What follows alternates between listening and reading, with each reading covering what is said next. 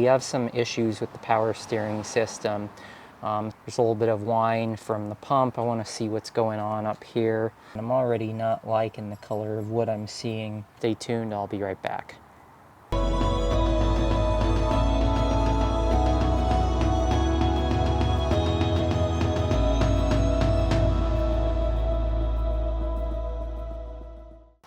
Okay, so we're back here with Muscles, our Project 2000 Camaro SS, and we're going to start looking into some of the issues that I found on the test drive and then after bringing the car home. I'm going to start here at the top of the motor because our access is nice and easy. Like I had mentioned, we have some issues with the power steering system. Specifically, there's a little bit of whine from the pump. I want to see what's going on up here. So I'm going to go ahead and take a look in here, and I'm already not liking the color of what I'm seeing in the power steering pump reservoir. So I'm going to go ahead and get a new cap for this. The seal I can already see is bad on this guy. But in addition to that, I'm going to flush the system, add new fluid, see if some of the crunchiness goes away and see if our noises go away. So that's all for the top of the motor here. But what I'm going to do is I'm going to go ahead and go underneath. I'm going to use some engine degreaser and completely spray down the oil pan and the steering rack area where there's a lot of seepage right now. And then I'm going to add some tracer dye in, and hopefully we can begin to diagnose where some of our leaks are coming from. I'm under the car. It's been a few minutes. We are currently at the front facing the back, and I'll show you that I've just got our engine degreaser working after taking a little bit of a drive just to get things warm, which really helps to emulsify and break up some of that oil and fluid residue. So we'll just let that work for a few minutes, and then I'll come back under here, give it a rinse, hopefully get everything nice and cleaned off.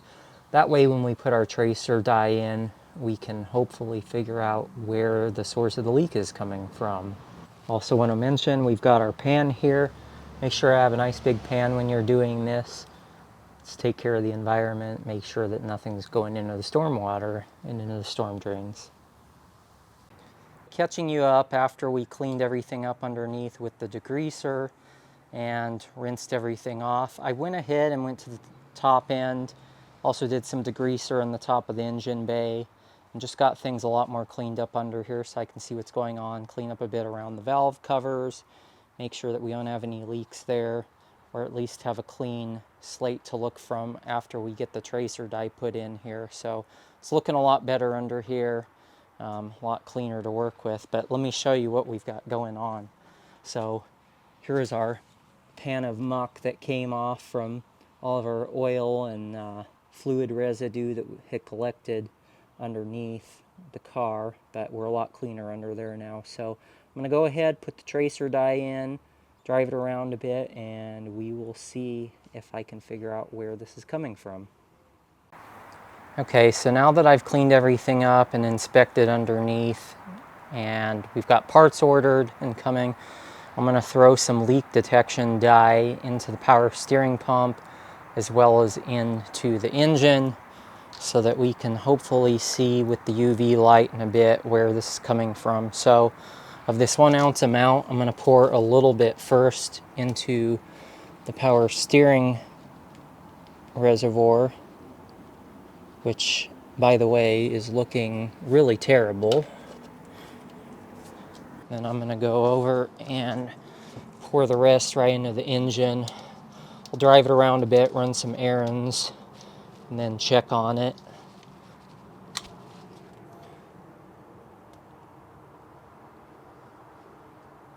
So this leak detection dye should work for multiple components. It's an oil-based leak dye that works both with motor oil, power steering fluid, and some of the other ancillaries. So we'll see how that goes. I went ahead and removed the wheels and tires from the left and right front. The single worst thing about this car is the chassis right now. It's downright dangerous. It's not driving well. It pulls to the left and right under acceleration and braking.